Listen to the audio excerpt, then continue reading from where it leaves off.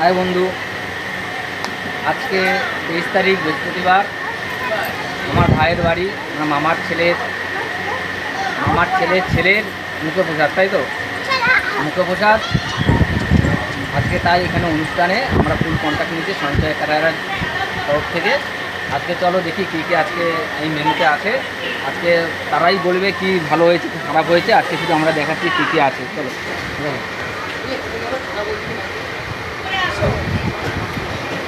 প্রথমে তো এইখানে পকোড়া তো আছে নিচে, পকোড়া ফুচকা।